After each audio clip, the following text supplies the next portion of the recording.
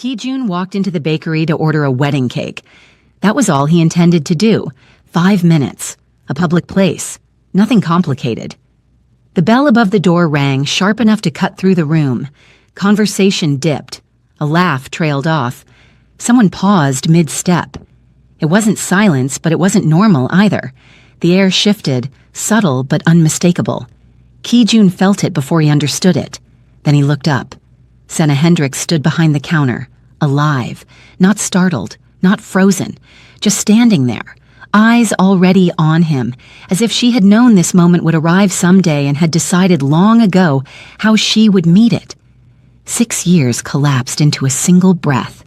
Before Ki-jun could move, a small body pressed into her leg, a boy. The movement was quick and instinctive, the way children moved when something felt wrong. Senna's hand dropped immediately to the child's shoulder, firm and familiar. She didn't look down. Her focus stayed on Ki-jun. The boy lifted his head. He looked straight at Ki-jun. And something inside Ki-jun locked. This wasn't the past catching up. This was blood. Before you go any further, understand this. What begins quietly does not stay quiet. This story gets darker, more dangerous, and far more personal than it looks. Welcome to Afro K-Drama. Like, subscribe, and stay with the story. The bakery tried to keep going. A register chimed. Someone asked about flavors. Trays slid across steel. Normal life continued, unaware that something irreversible had just settled into the center of the room. Ki-jun stepped fully inside, the smell of sugar finally reaching him. He stopped at the counter. Senna stayed where she was. The boy stayed close. No one spoke, but the space between them tightened, careful and heavy. Senna's calm was deliberate. Her shoulders were squared, her breathing steady. She had learned how to stay still when panic would only make things worse. Whatever fear she felt stayed buried. The boy's grip tightened once, then loosened. He didn't hide. He didn't smile. He watched Ki-jun with quiet attention, like he was trying to understand where he fit into a picture that was still forming. Ki-jun kept his face neutral. Inside, details aligned fast. Senna alive. A child old enough to stand without fear, 6 years accounted for in silence. He didn't stare at the boy. He measured instead. Height, build, stillness. The resemblance didn't shout. It didn't need to. 6 years ago, Senna had vanished without a body, without answers. Ki-jun had searched until there was nothing left to search. He had accepted absence because the world demanded an ending. She hadn't been gone. She had been living. Senna shifted slightly, stepping just enough between Ki-jun and the boy to block without drawing attention. It wasn't defiance. It wasn't fear. It was instinct, sharpened by years of protecting something fragile. Outside, Ki-jun's men adjusted without a word. A car. Door closed softly. Footsteps repositioned. The street remained calm, unaware that lines were being redrawn inside a small bakery. The room felt smaller. Ki-jun let his gaze lift once more to the boy. The child didn't look away.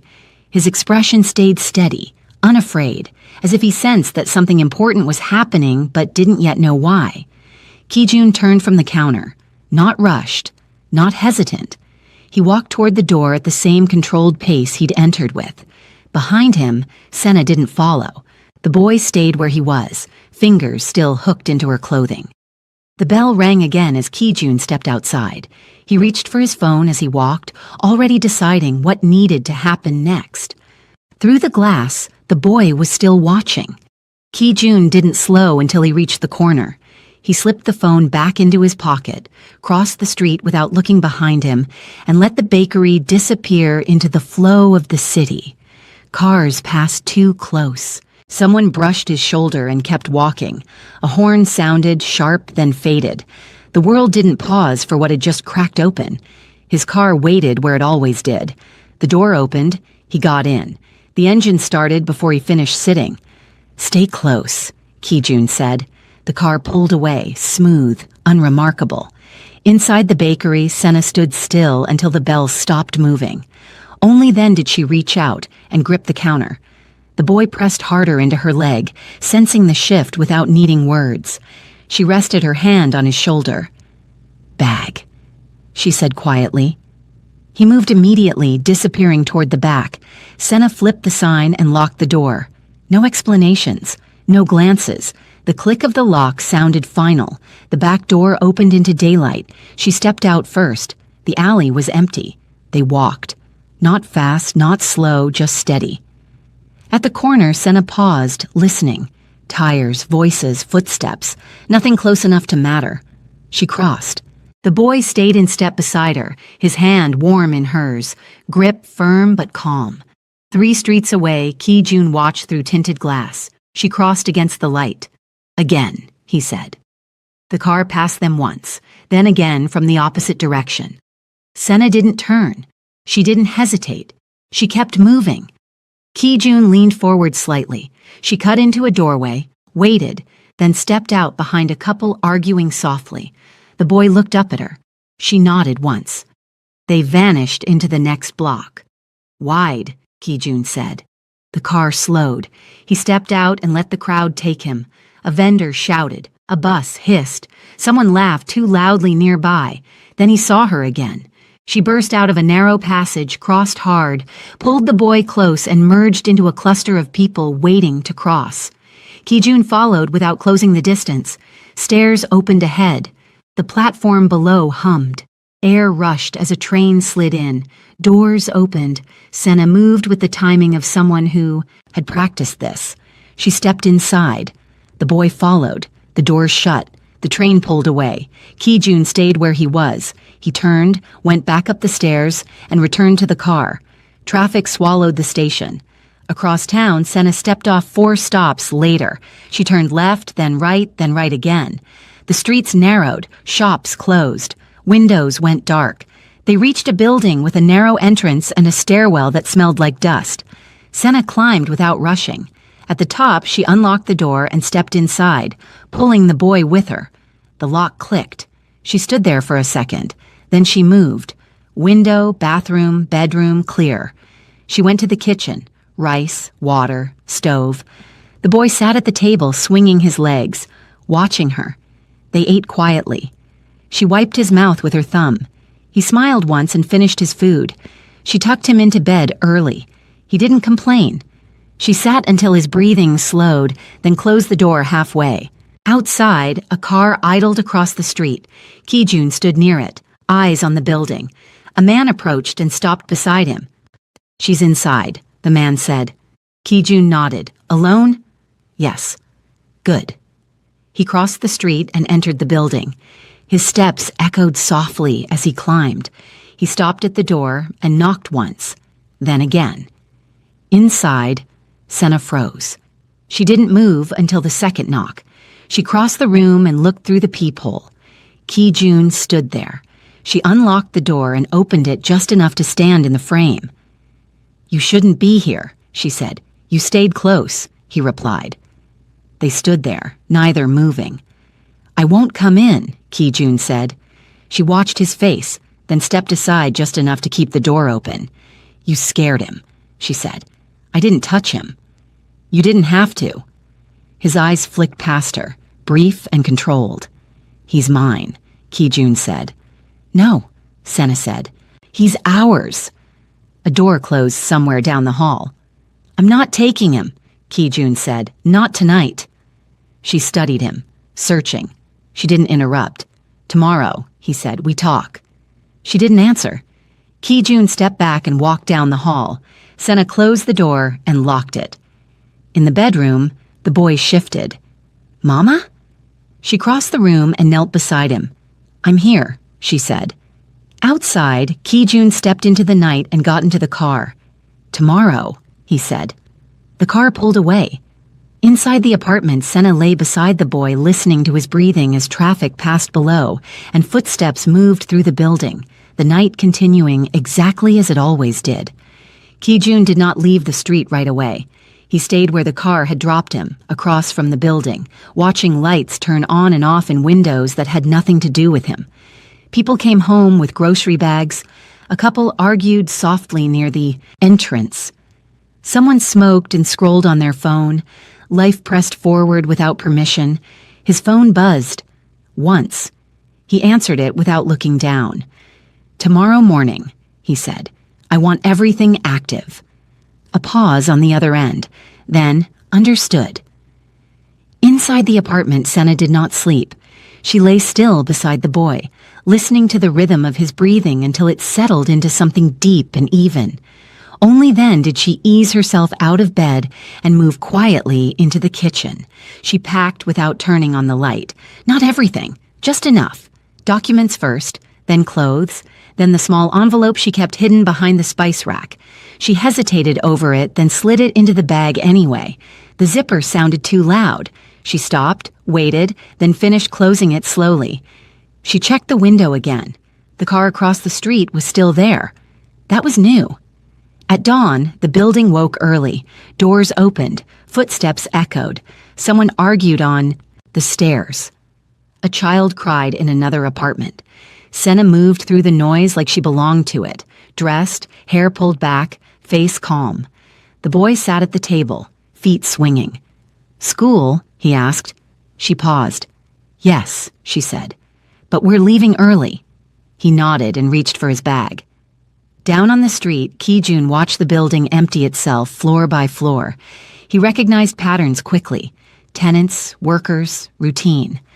Then he saw her. She stepped out with the boy at her side, not rushing, not hiding. She was leaving in daylight. Ki-jun straightened.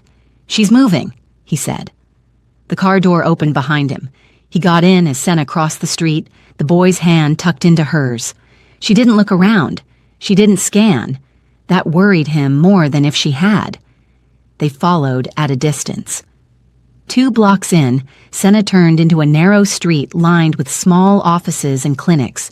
She slowed, checked her phone, then stopped outside a building with a faded sign and glass doors. The boy tugged her hand. "Why here?" he asked. She knelt in front of him, eye level, voice low. "We need papers." "For what?" "So things don't change without us knowing." He accepted that and followed her inside. Ki-jun got out of the car. "Here?" one of his men asked quietly. "Yes." The waiting room smelled like disinfectant and old paper. Senna took a number and sat with the boy beside her. He leaned into her shoulder, bored, patient. A woman behind the desk looked up. "Name?" Senna answered without hesitation. Ki-jun heard it clearly from the doorway. It wasn't the name he knew. Something tightened. He stepped back out. "She changed it," he said. That was the first concrete thing he hadn't anticipated. Inside, the boy swung his legs and watched people come and go. When his name was called, he stood and followed Senna down the hall. In the small office, Senna slid documents across the desk. The woman skimmed them, then looked up. "This isn't complete," she said. "You'll need the father's—" Senna didn't let her finish. "He's not involved." The woman hesitated. "Legally, I still need—" "He's not involved," Senna repeated. The boy looked between them. The woman sighed and typed something into the computer. "I can process part of this. The rest will flag." "Flag how?" "It'll trigger a request." Senna nodded. "That's fine." The word request echoed. Outside, Ki-jun's phone buzzed again. "Her name change is registered," his man said, "but the child's isn't complete. There's a hold." "Why?" "Missing consent." Ki-jun closed his eyes once. Inside the office, the woman stood. "Someone will contact you." "When?" "Soon." Senna thanked her, took the papers, and walked out with the boy. They didn't stop. They headed straight for the train station. Ki-jun followed. This time, he didn't keep his distance. On the platform, the crowd pressed close. The boy held Senna's coat. She kept one arm around him, eyes forward.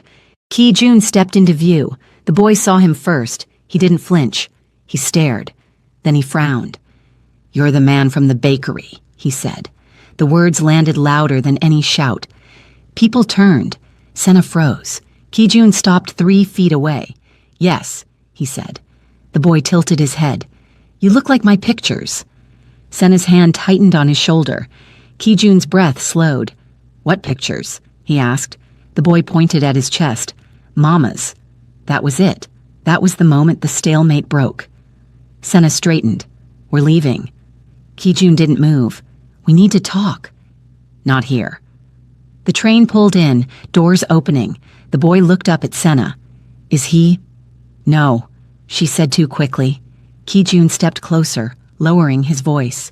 You already brought this into the open. She met his eyes. You did that the moment you walked in. The doors began to close. Kijun reached out, not touching, just close enough. If you get on that train, everything changes. Senna hesitated. Then she stepped back. The doors shut. The train pulled away. The boy pressed his face to the glass, watching Kijun disappear down the platform. He didn't wave. He remembered. That afternoon the call came. Senna listened without speaking. Yes, she said finally. I understand. She hung up and sat still. The boy watched her. What happened? He asked. They want more papers, she said. From who? She didn't answer. Across town, Kijun sat in a conference room with his men. Files lay open. Screens glowed. She triggered a formal request, someone said. School registration, medical records. It'll pull your name. Kijun nodded. Then we don't avoid it. You want to be listed? Yes? Silence. That's irreversible, another man said. I know. The decision settled without ceremony. That evening, Kijun stood outside the apartment again. This time, he didn't knock. He waited. Inside, Senna watched the shadow under the door. The boy sat beside her on the couch. That's him, he said. She closed her eyes. The phone in her hand vibrated. Unknown number. She answered. We need to set terms, Kijun said calmly. Now. She looked at the boy. He was listening. No more showing up, she said. No more watching. Agreed.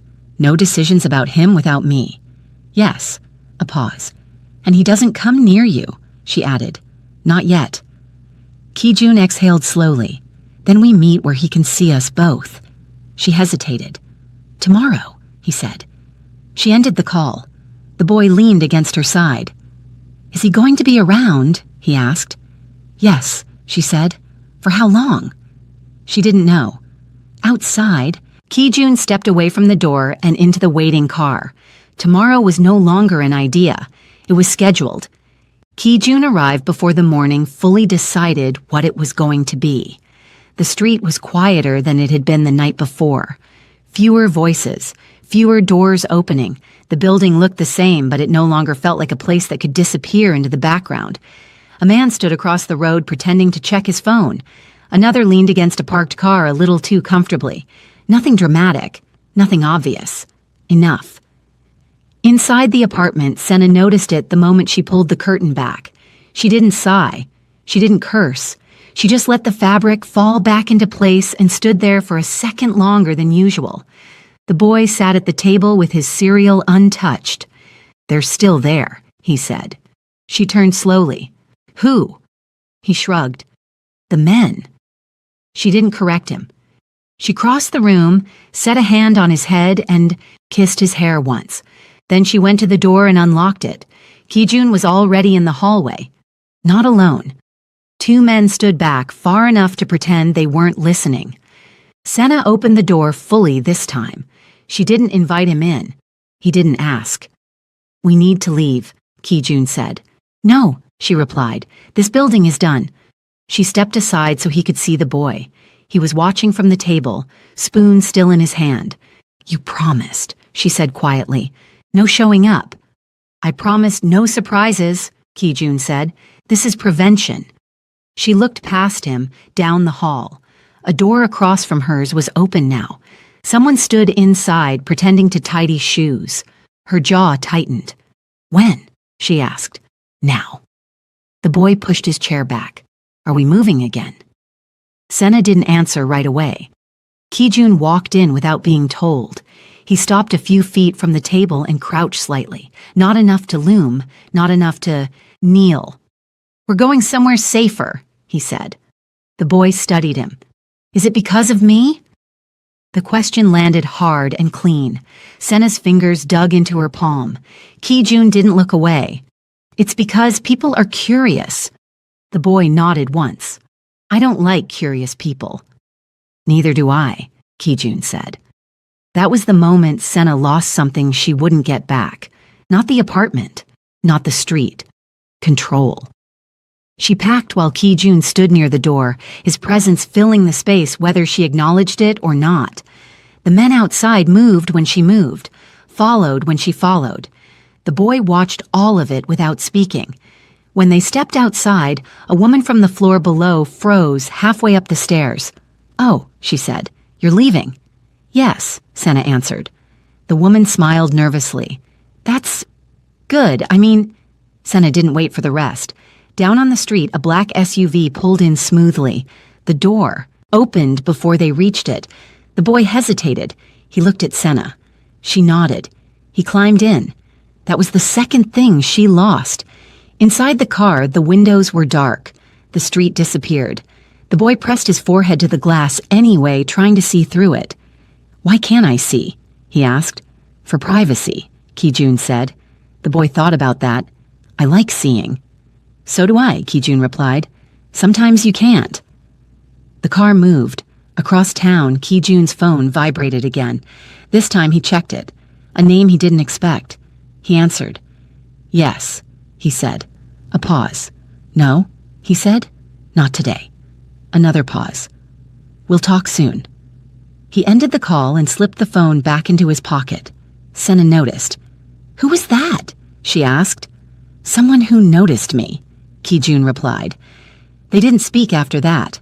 The house they arrived at wasn't large. It wasn't hidden either. It sat behind a gate that opened, without stopping. Inside, the air felt different, quieter, controlled. The boy stepped out and looked around. Is this yours? He asked. Yes, Ki-jun said. Do people know you live here? Yes. The boy nodded again. That's worse. Senna followed him inside. The rooms were clean, neutral, nothing personal. She walked through them once, then again, checking corners out of habit. You'll stay here, Ki-jun said. For now. For how long? She asked. He didn't answer. That was the third thing she lost.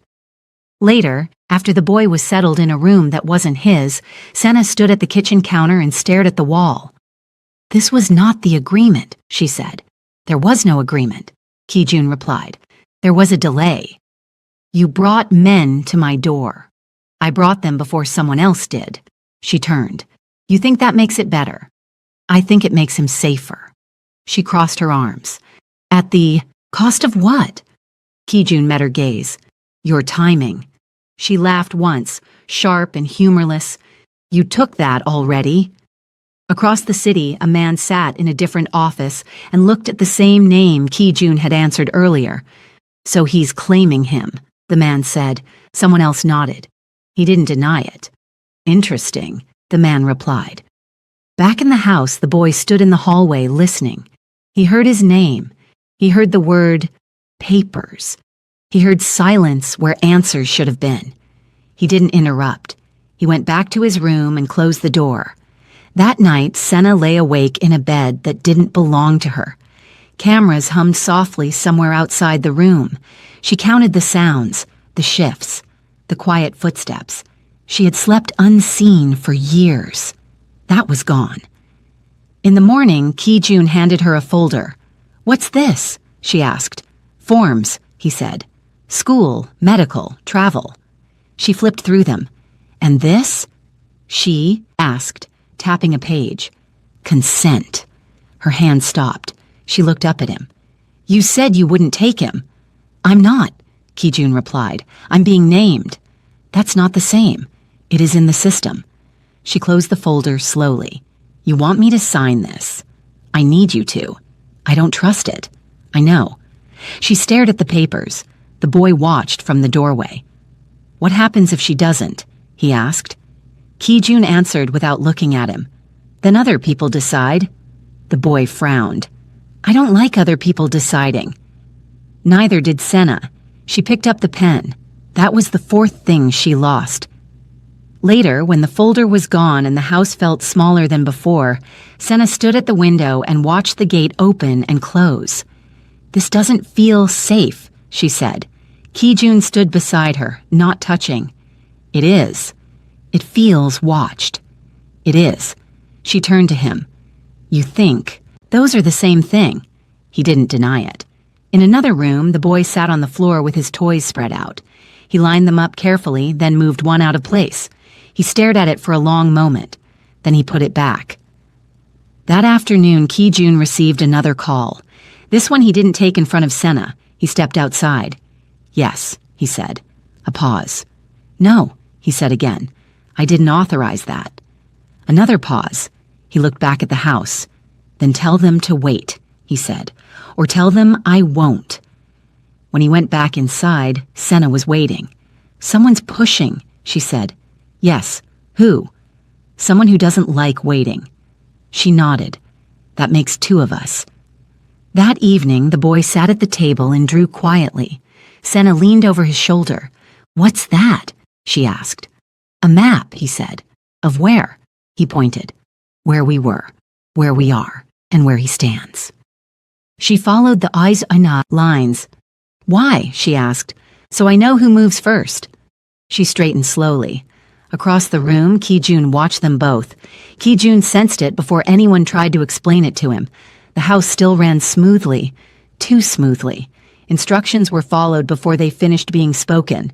Doors opened at the exact second expected. Schedules aligned without reminders. That kind of precision didn't come from trust. It came from anticipation. He stood in the corridor and watched one of the guards adjust the boy's jacket collar. "Cold this morning," the man said lightly. The boy didn't resist. He didn't thank him either. When the guard stepped away, the boy tugged the collar back down himself and continued walking. Ki-jun watched the correction, then the correction of the correction. He didn't comment. In the kitchen, Senna stared at the new schedule placed neatly beside the sink. The paper was fresh, crisp. Updated again, earlier, wake up. Reduced outdoor, window. Study time extended by 30 minutes. Nothing dramatic, everything deliberate. She folded it and slid it into a drawer. "What happens if we don't follow it?" she asked. The man by the door answered without discomfort. "Then it's recorded." "Recorded how?" "For safety." She held his gaze long enough that his eyes flicked away. Later that morning, she woke the boy 5 minutes late on purpose. Not enough to trigger anything obvious, just enough to test the edges. Nothing happened. No message, no knock, no reminder. At breakfast, the boy ate slowly, glancing at the camera above the counter instead of his bowl. "Does it watch all the time?" he asked. Senna didn't look up. "No." He nodded, but he didn't look convinced. At noon, a knock came at the study door. "Routine check," a voice said. "Routine of what?" Senna asked, opening the door. "Alignment." She stepped aside. The check lasted less than 2 minutes. Nothing was moved. Nothing was asked. When the door closed again, the schedule was back on the counter. Revised. That was when Senna understood something she hadn't wanted to name before. This wasn't correction. It was conditioning. She didn't know yet what that would cost. That afternoon, she tried something smaller. She took the boy toward the rear garden instead of the front path. No sign forbade it. No rule marked it wrong. Just a different direction. They made it halfway down the gravel when a voice came through the earpiece clipped to her collar. "Please return to the designated area." She stopped. The boy looked up at her. "Why?" She hesitated. "Because they asked us to." "Did we do something bad?" "No." "Then why are we turning back?" She didn't answer. She turned. Behind them, footsteps adjusted. From the balcony that evening, Ki-jun watched the lights come on across the property. "You're pushing," he said. "Lightly," Senna replied. "And you're being corrected." "Yes." He leaned against the wall. "This doesn't end with you winning." "I'm not trying to win," she said. "I'm trying to see how far it goes." He studied her. "That's how people lose." "So is pretending you don't notice the cage." In the next room, the boy lay awake, listening. The following morning, Ki-jun lost something he rarely lost: time. He learned of a legal review only after it had already been scheduled. No urgency, no threat, just movement without his approval. "Why wasn't I informed?" he asked calmly. The advisor hesitated. It was procedural. "You don't move procedurally around me. Not usually." That word stayed with him. Later that day, Senna overheard a conversation she wasn't meant to hear. Two men stood near the stairwell, voices low. "She's compliant enough," one said. "For now," the other replied. "If she becomes a liability—" Footsteps approached, and the rest was swallowed. Senna didn't confront anyone. She didn't mention it to Ki-jun. She stored it where she kept everything she might need later. At dinner, the boy interrupted. "Who tells them what to do?" he asked Ki-jun. "I do," Ki-jun answered. The boy nodded. "Then why don't they listen to you all the time?" The room went still. "Because systems don't listen," Ki-jun said. "They operate." The boy considered that. Then systems don't care. No one contradicted him. At the time, it sounded like observation. It wasn't. That night, Senna lay awake longer than usual. The house hummed softly. Cameras adjusted. A guard shifted outside her door. Privacy wasn't gone. It had been replaced. She understood then that something irreversible had already begun, even if no one had named it yet. The next morning, she stood by the gate with her bag on her shoulder. "We're going out," she said. Ki-jun looked at the boy, then back at her. "For how long?" "Long enough to breathe." "That's not—" "I know." He watched her closely. 10 minutes. "Without escort." "No." "Then we don't go." They stared at each other.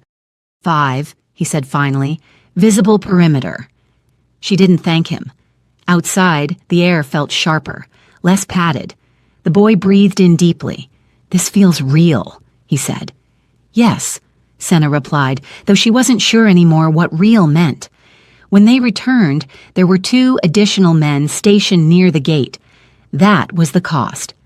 That night, Ki-jun received another call. "You're compressing timelines," his associate said. "It's attracting attention." "I know." "Then slow down." "I can't." A pause. "For the first time," the man said carefully, "that decision may not be yours." Ki-jun ended the call without responding. Senna discovered the document by accident. It was tucked into the folder she'd already signed weeks earlier. Same formatting, same language, different clause. Emergency custodial authority, temporary, conditional. She closed the folder slowly. She didn't confront Ki-jun. Not yet.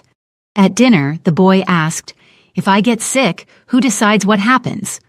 "I do," Senna said too quickly. Ki-jun said nothing. The boy looked between them. That silence did more damage than an argument would have. That night, Senna sat alone at the table, pen resting near the folder. Signing meant safety. Not signing meant exposure. At the time, it felt like control. It was preparation. In the morning, she handed the folder back. "I won't sign this," she said. Ki-jun read it again anyway. "This protects him. It removes me. It limits you. That's worse." Silence stretched. "If you refuse," he said, "others will step in." "Then let them," she replied. "At least I'll—" "See who?" That was the first time she said no without hesitation. Ki-jun chose delay. The consequence arrived quietly. The boy's school enrollment was accelerated. No discussion. No appeal. That afternoon, Ki-jun learned a rival firm had requested access to the same records. Visibility had begun to leak. That evening, the boy overheard something through a door left slightly ajar. "You can't keep shielding her," a voice said. "She's the weakness," another replied. He didn't repeat the words. He asked instead, "Are people watching because of me?" "People watch because they're afraid," Senna said. "Of what?" "Of losing control." He nodded slowly. Later that night, Ki-jun drew a line. "He doesn't leave the property without approval."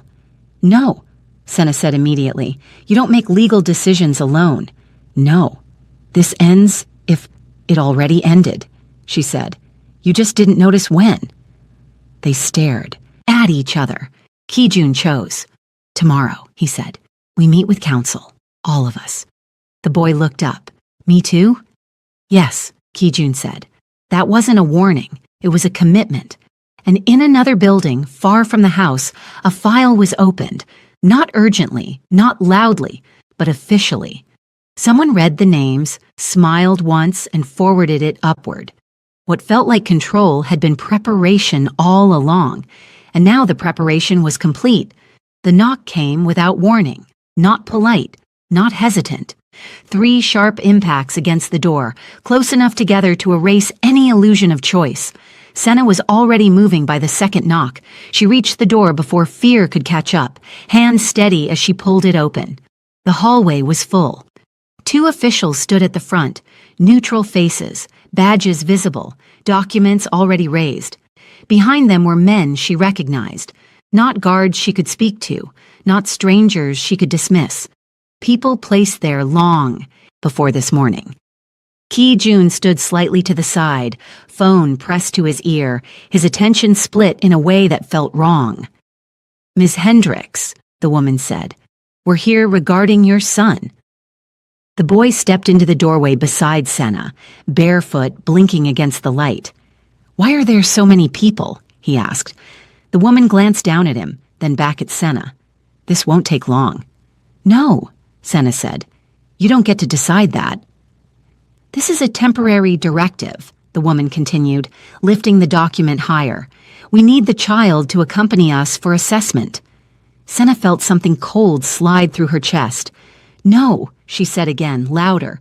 You don't take my child. The man beside the woman spoke next. This has already been executed. Ki-jun stepped forward. By who? Emergency Oversight Committee, the woman replied calmly.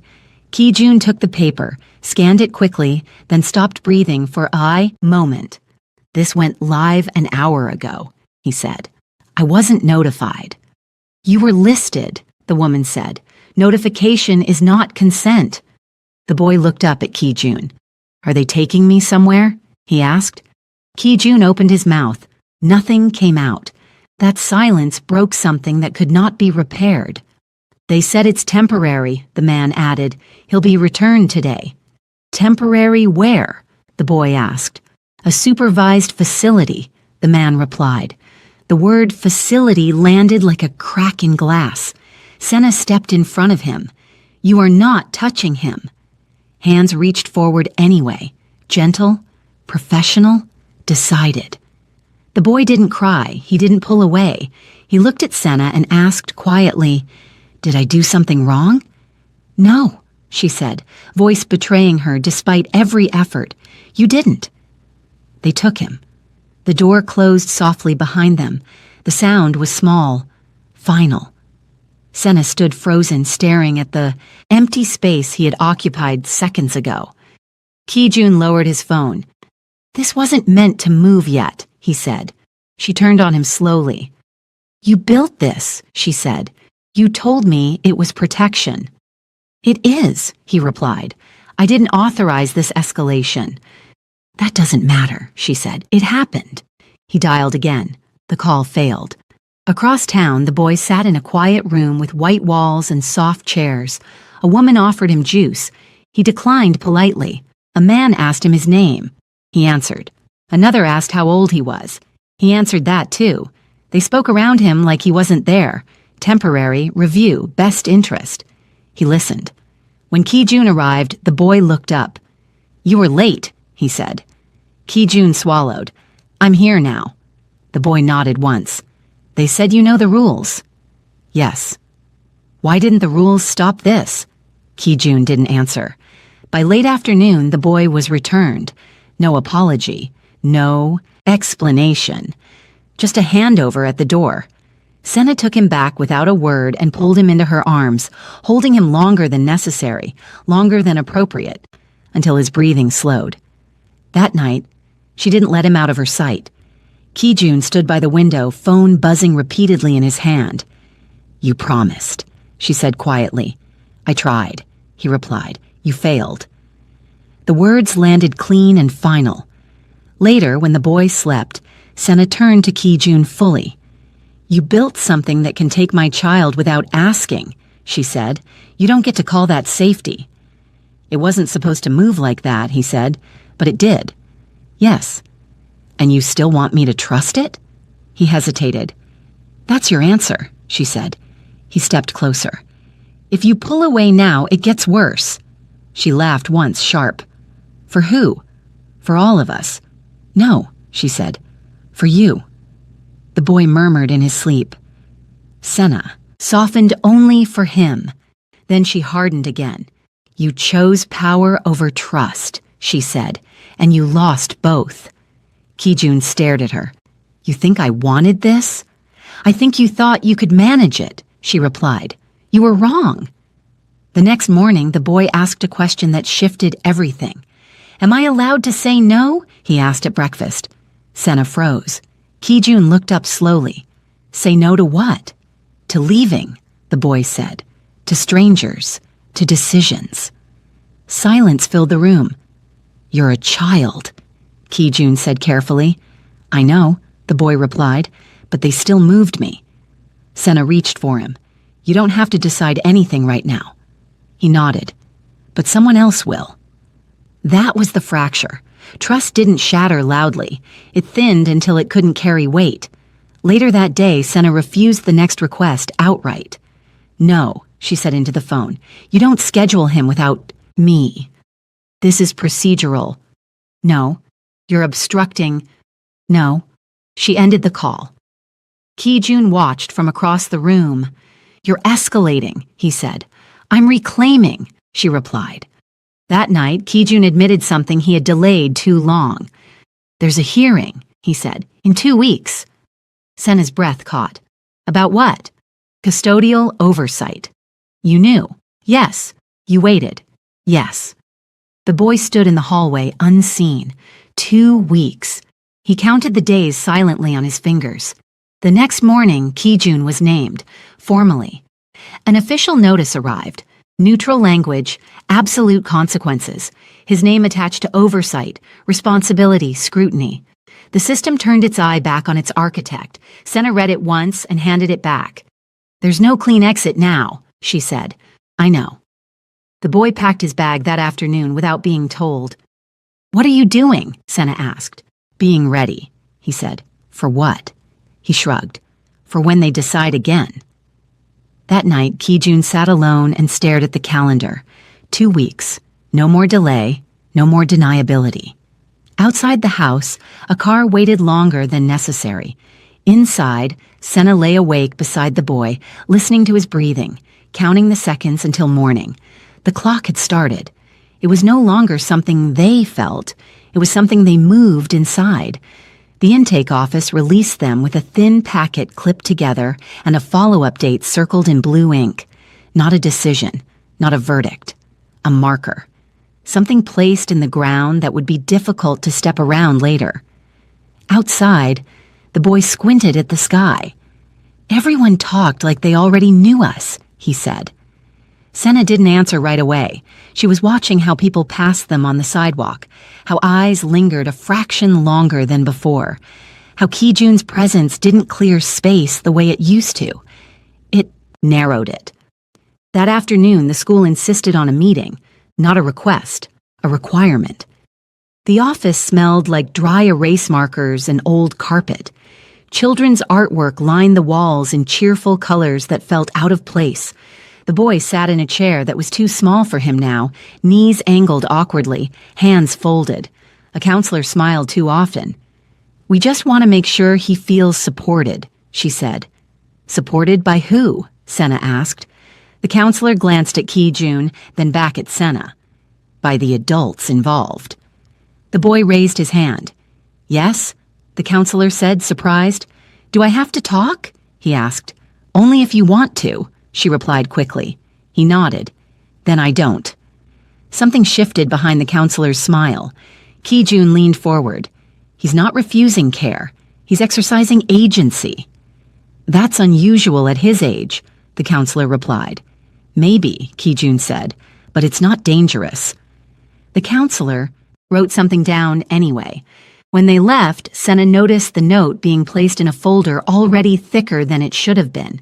That was the first public collision. No shouting, no force, just a quiet adjustment in how they were seen. That night, the boy didn't draw. He lined up his belongings instead. Shoes by the door, backpack zipped, jacket folded. "You don't have to do that," Senna said. "I know," he replied, "but it helps me think." "About what?" "About where things go." She sat beside him. "And where do you think we go?" He thought for a long moment. "Somewhere they can't change the rules halfway." Her chest tightened. The next day, he told the truth to the wrong person. Not everything, just enough. He mentioned it to a substitute teacher who asked too many questions and listened too closely. He said it plainly, without drama. "They took me once," he said. "They said it was temporary." The teacher's pen stopped moving. "Who did?" she asked. "People with badges," he said. "They talk nice." The call came before school ended. Social services wanted clarification. Again, Ki-jun heard about it secondhand. "They're escalating," one of his advisors said, quietly. "I didn't authorize that," Ki-jun replied. "That's the problem," the advisor said. "You don't authorize everything anymore." Senna knew before anyone told her. She felt it in the way the boy watched doors now, in the way he asked fewer questions but listened harder, in the way he corrected himself mid-sentence, choosing words carefully like adults did. That evening, the three of them sat at the table together. "We need to present unity," Ki-jun said, publicly. Senna didn't look at him. "That's not the same as trust." "I know, but you're asking for it anyway." "Yes."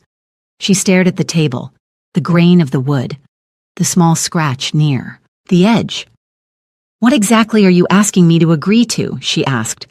"A shared narrative," he said. "Consistency. Calm. And if that narrative isn't true, then we choose which truth keeps him safest." The boy looked up from his plate. "Are you lying for me?" he asked. Ki-jun answered too quickly. "We're simplifying." The boy nodded slowly. "That's still lying." No one corrected him. They went to the next meeting together. That was the performance. Senna smiled when required. Ki-jun spoke when needed. They sat close enough to look aligned. It worked. The official agreed to delay any immediate action pending further review. A point gained, a breath bought.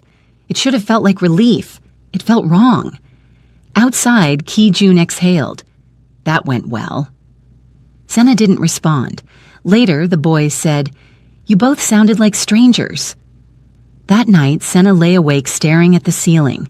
She understood then that shielding was no longer possible, only shaping. The next notice arrived sooner than expected. A preliminary hearing date was moved up. Days, not weeks. Ki-jun read the email twice, then a third time. "They're compressing timelines," he said. "They always were," Senna replied. The boy counted days on his fingers again. 3, he said. 4. No one stopped him. The reporter called the following afternoon. Just one question, just confirmation. Ki-jun declined comment. The name was already circulating.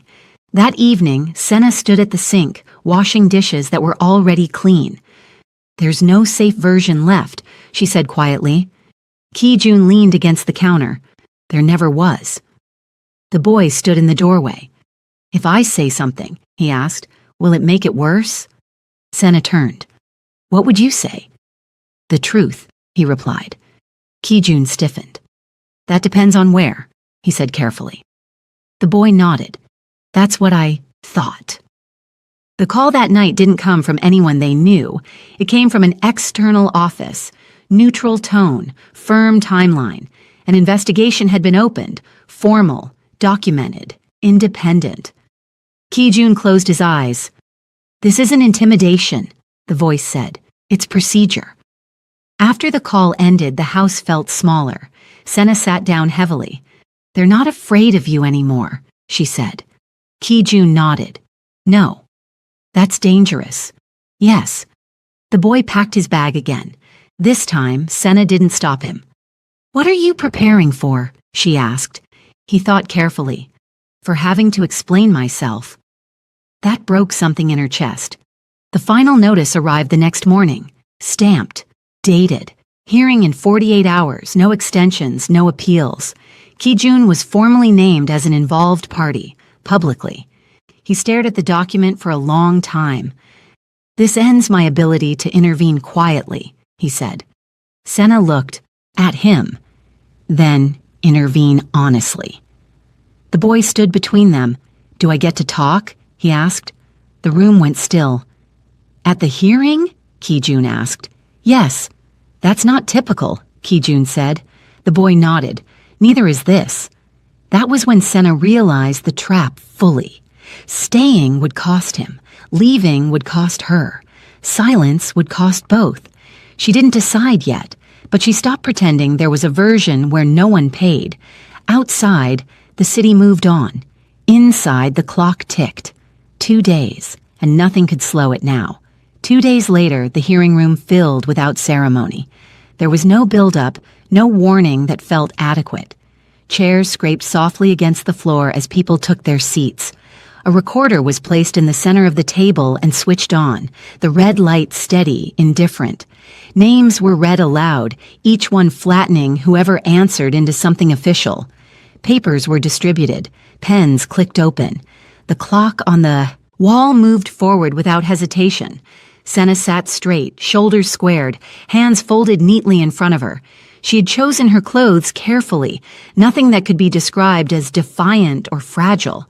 She looked like someone who expected to be taken seriously. Whether that expectation would be honored was no longer in her control. The boy sat beside her. His feet reached the floor now. His backpack rested between his ankles, zipped, heavy with things he had decided mattered. He watched the room closely, eyes moving from face to face, registering who smiled, who didn't, who avoided looking at him altogether. Across the table, Ki-jun sat alone. There was no one beside him, no quiet presence to suggest alliance. His name was printed on a placard in front of him, clean and undeniable. No title followed it, no explanation. Just his name, exposed to interpretation. This hearing is now in session, the chairwoman said, her voice even, practiced.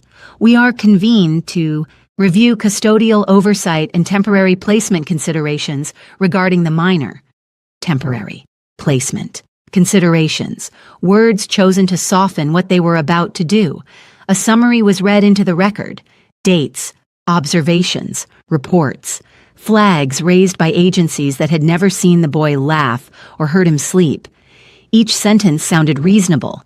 Together they formed something heavy. Senna listened without interruption. She focused on breathing evenly, on keeping her face still.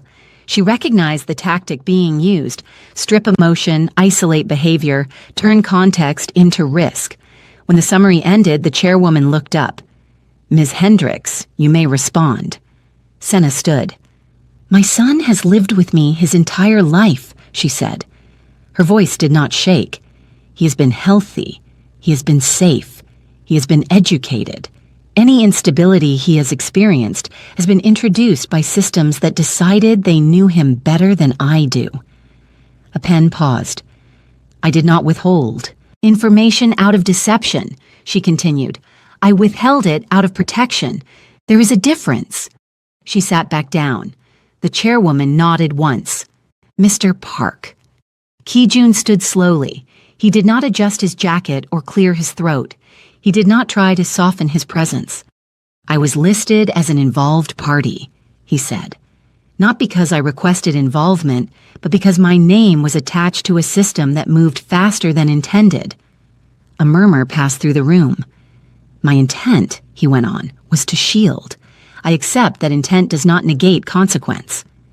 That acknowledgement landed harder than any denial would have. The chairwoman folded her hands. We will now hear from the child if he is willing. Senna's hand twitched toward him, instinctive, protective. She stopped herself before it reached his sleeve. The boy stood. He didn't look at Senna. He didn't look at Ki-jun. He faced the table. They took me once, he said plainly. They said it was temporary. A pen scratched across paper.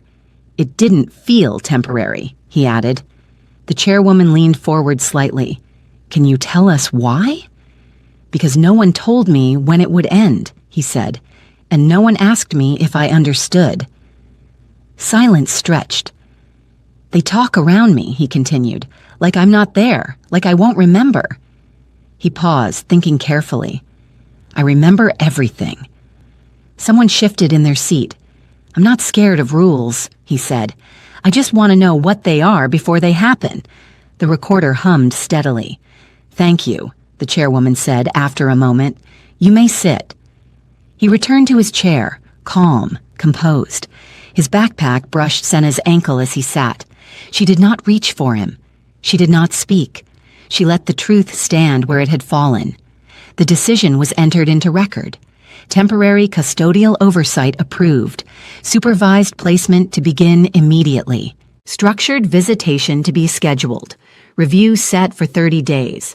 No raised voices, no visible reaction, just ink on paper. The meeting adjourned. Outside the room, the hallway felt too bright. The boy looked up at Senna. Is this the part where I go? Yes, she said. Today? Yes. He nodded once. Okay. The transfer happened that evening. No force, no chaos. A caseworker waited by the door, polite, careful. The boy hugged Senna quickly, firmly, as if afraid of lingering too long. I'll count days, he said. She smiled because she had to. When the door closed, the sound was small, final enough. The apartment felt wrong immediately, too quiet, too open. Senna stood in the kitchen, staring at the counter. She realized she was still holding his lunch container in her hand. Ki-jun remained by the window, phone dark. This wasn't supposed to happen like this, he said quietly. She didn't turn. It happened. He nodded. I know. That night, the absence settled. Not as pain, but as space that refused to be filled. The next morning, Senna woke early out of habit. She set the kettle on. She reached for a second cup, then stopped. She went to the visitation center later that day. The boy was waiting when she arrived, sitting straight-backed, hands folded just like he had in the hearing room. You're early, he said.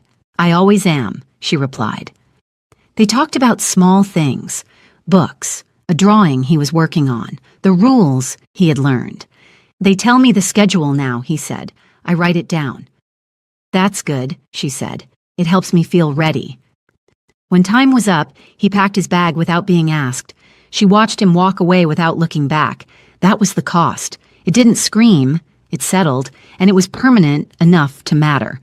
The next visits followed the same pattern. Same room, same table, same chair placed just far enough away to remind them this wasn't home. The boy adapted faster than anyone expected. He learned the rhythm of the place, the way time was announced without clocks, the way adults signaled endings with their bodies before they used words. Senna learned too. She learned which questions delayed things and which accelerated them. She learned how to speak without giving them material to record. She learned to sit still while someone else watched her child breathe. Ki-jun did not attend every visit. When he did, the room changed. Not dramatically, subtly. The staff became careful, voices lowered, decisions were deferred, and afterward consequences followed quietly. A supervisor requested clarification. A note appeared in the file. A conversation ended sooner than expected. Ki-jun noticed the pattern before anyone acknowledged it. Your presence complicates, the supervisor said one afternoon, not unkindly. It invites assumptions. About what? Ki-jun asked. About influence, she replied. He nodded once. Then I'll step back. Senna heard about it later. You don't have to, she said. I do, he replied. If staying costs him time with you. It was the first thing he gave up without trying to negotiate. The adjustment was immediate. Visits became more procedural, less flexible, less patient. The boy noticed. You're not sitting over there anymore, he said during one visit, glancing at the empty chair. No, Ki-jun replied. Did you do something wrong? No, he said. I did something obvious. The boy considered that. That happens? Yes, Ki-jun agreed. That night, the press moved closer, not loudly, not directly. A question here, a confirmation request there, a name appearing in the wrong place. Ki-jun's phone rang less often from people who wanted favors and more often from people who wanted distance.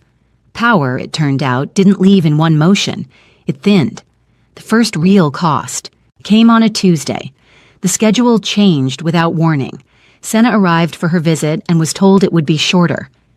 Why? She asked. Resource constraints, the staff member replied. That wasn't the agreement. This is the adjustment. The boy watched their exchange closely. It's okay, he said. I already said what I needed to. Senna knelt in front of him. You don't have to make it easier for them. He shrugged. I'm making it easier for me. That sentence followed her home. Later that week, Ki-jun received the formal notice. A board review, not a threat, not a charge. A review. He read it carefully, then set it aside. This was the loss that didn't show on paper. Meetings that no longer included him. Decisions made without his input. Doors that opened slower. He had built systems to move quietly. Now they moved without him. The boy adapted again. He stopped packing his bag for every visit. He started leaving some things behind. What if they lose them? Senna asked. They won't, he replied. They lose people, not things. She didn't know what to say to that. One afternoon, during a supervised walk in the courtyard, he asked a question no one had prepared for. If I don't go back, he said, do you still come? Senna's breath caught. Yes. Every time? Yes. He nodded, satisfied. Okay. The supervisor pretended not to hear. The next ruling came quietly. No courtroom, no hearing. A document emailed at the end of the day. Visitation hours reduced. Communication monitored. Review extended. On paper, it looked reasonable. In life, it meant fewer mornings together. Fewer ordinary moments. That was the thing that disappeared. Normalcy. Ki-jun read the document once. This is my fault, he said. Senna didn't argue. I built something that knows how to close ranks, he continued. I taught it how. Yes, she said. You did. He nodded. I can't undo it. No, she agreed. But you can stop feeding it. He made another call that night. This one ended something permanently. The next week, his name disappeared from a board he had once chaired. It didn't make headlines. It didn't need to. The boy noticed the change before anyone explained it. You're not busy like before, he said during a visit. No, Ki-jun replied. Is that bad? He considered the question. It depends on what you measure. The boy nodded. Then maybe it's good. Senna watched them carefully. Later, when they were alone, she said, You didn't have to give that up. Yes, he replied. I did. Time continued. The boy learned new routines, new faces, new expectations. He became careful with words, not quiet, precise. During one visit, he asked Senna, If I get bigger, do they give me more choices? She swallowed. Eventually. When? When they trust you. He nodded. Then I'll be patient. That patience hurt more than anger would have. The absence settled deeper. It wasn't loud grief. It was subtraction. A seat empty at dinner, shoes untouched by the door, a calendar with fewer marks. One evening, Senna found herself standing in his room, touching the edge of his bed like it might vanish if she didn't. She didn't cry. She closed the door and turned off the light. The review date arrived again. Nothing changed. The cost was confirmed. On the way out of the building, the boy stopped and looked up at Senna. This is the rule now, he said. Yes, she replied. And we follow it? Yes. He nodded once. Then it's real. Outside, Ki-jun waited, no longer inside any room that decided things. You were right, he said quietly. Power doesn't protect what it claims to. Senna looked at the boy. No, it protects itself. The boy adjusted, his backpack. When do we stop counting days? He asked. Senna knelt to meet his eyes. When you don't need to anymore. He thought about that. Okay.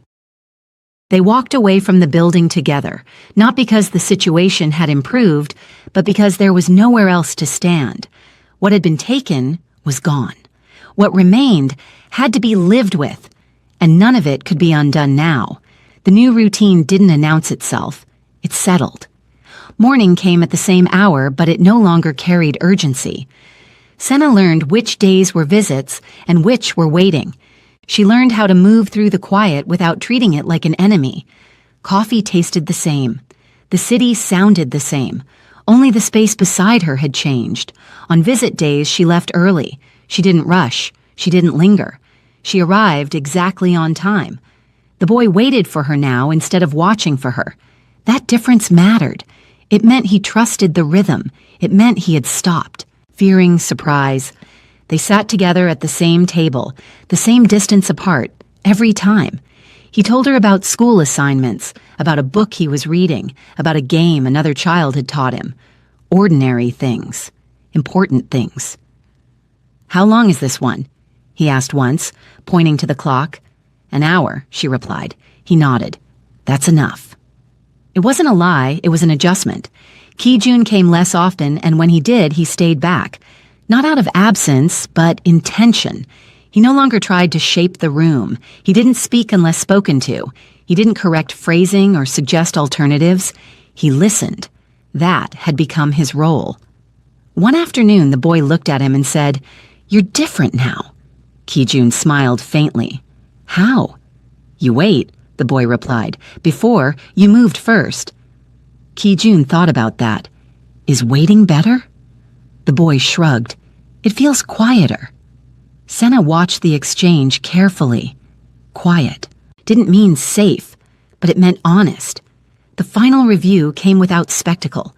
No raised voices, no sudden reversals, no mercy dressed as generosity. The ruling stood. Custody unchanged. Oversight reduced slightly. Communication rules clarified. The language was firm but clean. No threats, no promises. It wasn't freedom. It was structure. Outside the building, Senna read the summary once and folded it carefully. "This is what it is," she said. "Yes," Ki-jun replied. The boy took the paper from her and looked at it upside down. "It looks boring," he said. "That's good," Senna answered. They walked to the bus stop together. The boy waited, backpack slung over one shoulder, watching people pass. "Can I ask something?" he said. "Always," Senna replied. "When I'm older," he asked, "do they still decide for me?" She considered her answer carefully. "Less," she said, "but only if you learn how to speak clearly." He nodded. "I'm practicing." That night, Senna cooked dinner without setting an extra place. She ate slowly, sitting down this time. She didn't rush through it. She didn't stand. Afterward, she washed the dishes and left them to dry. She didn't go into his room. She didn't need to. The next visit was different, not in rule, in tone. The boy laughed once, sudden and bright, at something she said. The sound startled both of them. "That felt normal," he said. "Yes," she replied. "Is that allowed?" She smiled. "Yes." That was the outcome, not a return, not a victory, a life reshaped into something livable. Ki-jun stepped back further after that. He resigned from 2 boards. He declined 3 meetings. He stopped answering questions that wanted reassurance instead of responsibility. His name faded from certain rooms. He let it. One evening, he met Senna outside the visitation center. "I won't interfere anymore," he said. She studied him. "You mean it this time?" "Yes." "Why?" "Because he doesn't need my power," Ki-jun replied. "He needs consistency." She nodded. "Thank you." The boy waited nearby, pretending not to listen. When Ki-jun left, he didn't watch him go. He looked at Senna instead. "Are we okay?" he asked. She knelt to meet his eyes. "We are real." He smiled at that. The days continued. The rules held. The clock still existed, but it no longer pressed against their chests. One afternoon during a visit, the boy drew a picture and slid it across the table. It showed 2 houses, not connected, not far apart. Between them was a path. "That's home," he said, pointing to the path. Senna felt her throat tighten. Yes, she agreed. When time was called, he packed his bag calmly. I'll see you soon, he said. Yes, she replied, not hopeful, certain. Outside, the city moved as it always had. Inside, something fragile had learned how to stand, not because it was protected, but because it was understood. And that's where this story leaves them, not healed, not broken, but choosing clarity over illusion, truth over comfort, and agency over silence. If this story held you, if it made you pause, if it stayed with you longer than you expected, like the video, subscribe to the channel, and leave a comment. Tell me what moment stayed with you.